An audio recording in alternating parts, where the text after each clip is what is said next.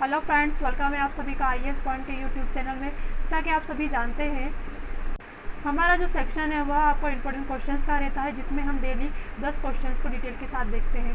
Questions बात करने से पहले मैं आपको बता दूं, यूपीएसआई महासंग्राम 2021 नोट्स जो कि यूपीएसआई सिलेबस पर आधारित है, यह नोट्स मात्र आपको 149 रुपये में दिया जा रहा है।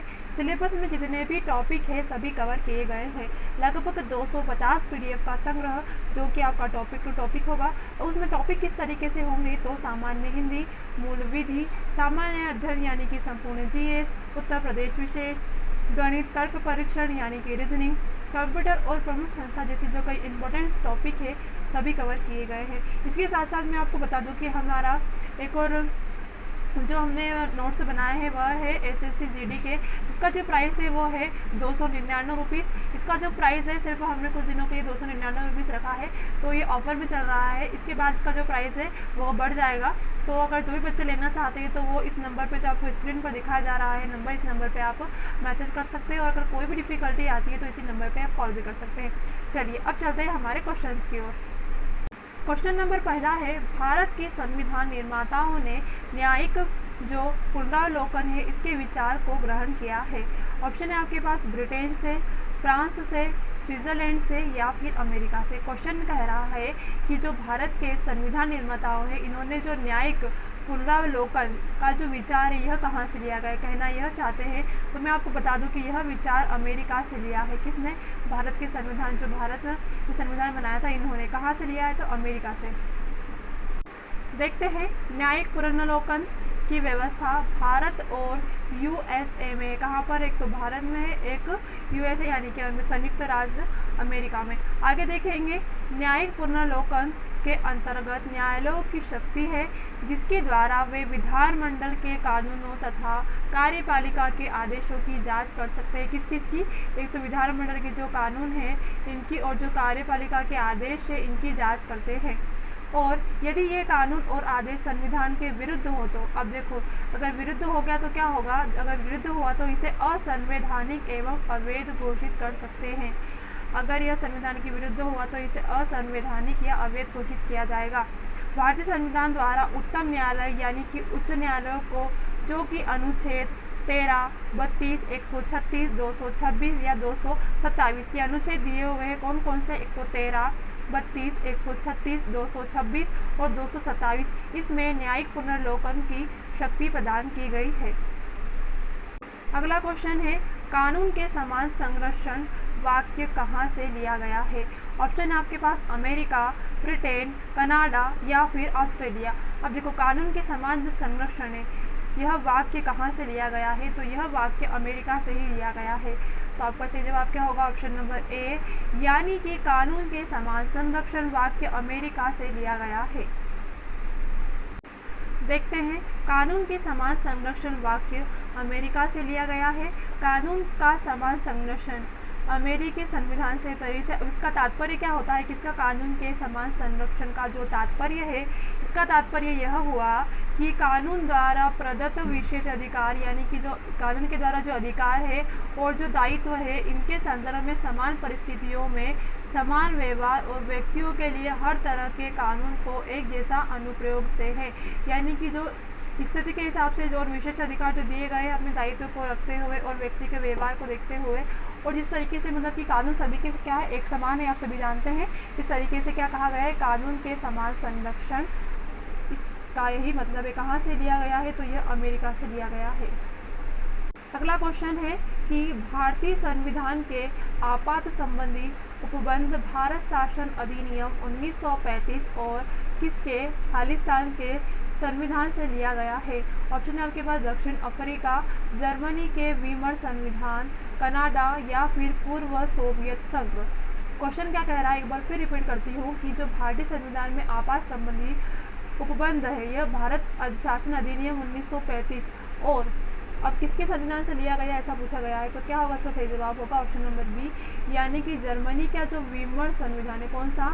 आप सभी को पता होगा कि भारत शासन अधिनियम में यह वीमर भी कहा जाता है कि वीमर संविधान, तो यह जो जर्मनी के जो वीमर संविधान है इससे लिया गया है।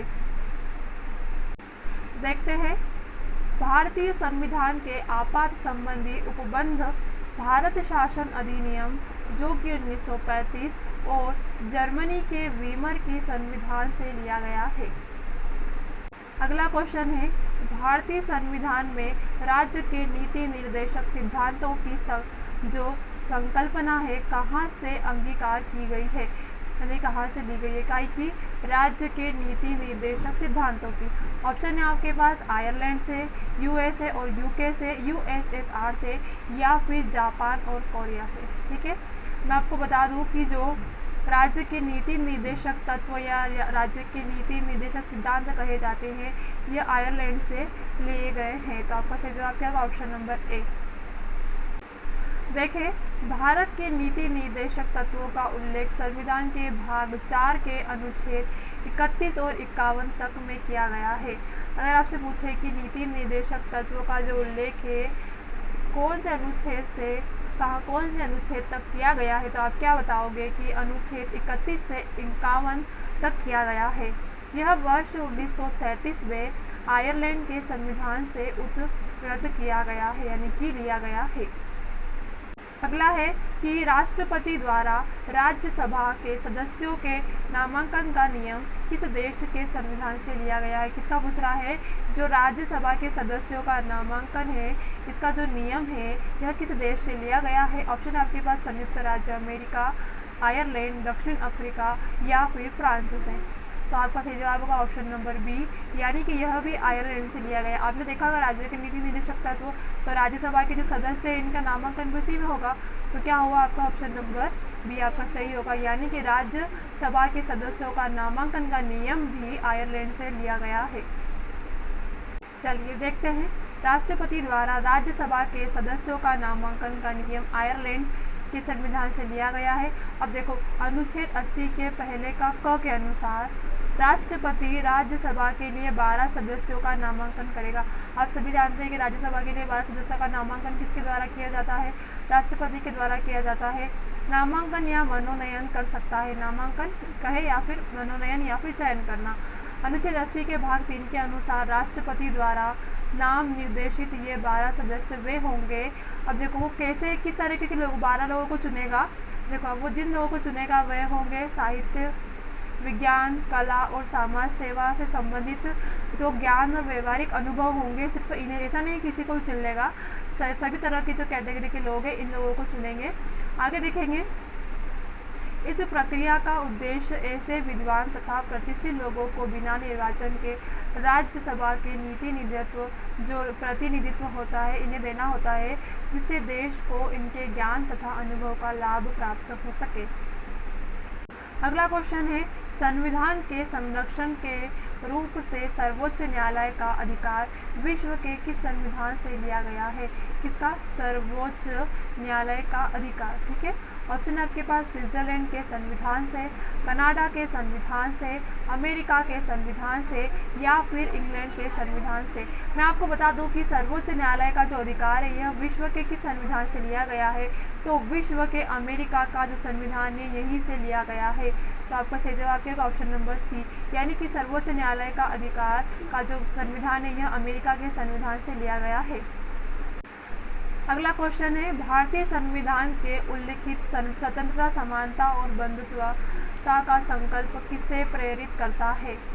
यानी कि क्वेश्चन पूछा है कि जो स्वतंत्रता, समानता और बंधुत्वता का है यह कहाँ से मतलब लिया गया है भारतीय संविधान में। ऑप्शन है आपके पास फ्रांस के संविधान से, आयरिश के संविधान से, अमेरिका या फिर ब्रिटेन के संविधान से। अब जो क्वेश्चन नंबर 7वां है इसका सही जवाब होगा वो होगा ऑप्शन नंबर ए, यानी कि फ्रांस के संविधान से भारतीय संविधान में उल्लिखित स्वतंत्रता, समानता और बंधुत्वता की संकल्पना को प्रेरित है। वही चीज़ें दी गई है इसमें कि भारतीय संविधान में उल्लिखित स्वतंत्रता, समानता, बंधुत्वता की जो संकल्पना है यह फ्रांस के संविधान से ली गई है। अगला क्वेश्चन है, भारत में कलेक्टर का पद औपनिवेशिक शासन ने यानी कि उधार दिया है, कहाँ से लिया गया? उन्हें शासन से उधार लिया इस तरीके से कहा जाता है, इंग्लैंड से, आयरलैंड से, ऑस्ट्रिया से या फिर फ्रांस से। तो मैं बता दूं कि भारत के जो कलेक्टर का पद है जो कि औपनिवेशिक है, यह शासन इंग्लैंड से उधार लिया गया है। आपका सही जवाब क्या होगा? ऑप्शन नंबर ए यानी कि इंग्लैंड से। अगला क्वेश्चन है विधि के समक्ष समानता कहाँ से लिया गया है? तो विधि के समक्ष जो समानता है, ऑप्शन आपके पास इंग्लैंड के संविधान से, अमेरिका के संविधान से, आयरलैंड के संविधान से या फिर जामात के संविधान से।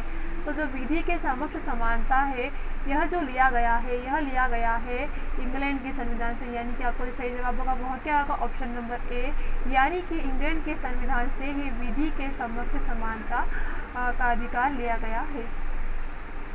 देखते हैं अनुच्छेद 14 के अनुसार भारत के जो राज्य क्षेत्र में किसी व्यक्ति को विधि के समक्ष समानता या विधियों के समान संरक्षण से वंचित नहीं करेगा। विधि के समक्ष समानता का विचार कहाँ से? ब्रिटिश मूल से लिया गया है, जबकि विधियों के समान संरक्षण अमेरिका से। अगर आपसे कह दे कि विधि के समक्ष समानता, देखना क्वेश्चन, विधि के समक्ष समानता तो कहाँ से? ब्रिटिश से। और अगर कह दे विधियों के समान संरक्षण, दोनों चीज़ अलग अलग है, तो संरक्षण कहाँ से? अमेरिका के संविधान से लिया गया है। क्लियर है? कौन से अनुच्छेद में? तो अनुच्छेद 14 के अनुसार। अगला क्वेश्चन है सर्वसत्ता संपन्न संसद की अवधारणा किस देश की देन है? ऑप्शन है आपके पास इंग्लैंड, भारत, फ्रांस या फिर जापान। अब देखो सर्वसत्ता की जो देन पूछी गई है, सबसे पहले हम देखेंगे सर्वसत्ता संपन्न का मतलब क्या होता है।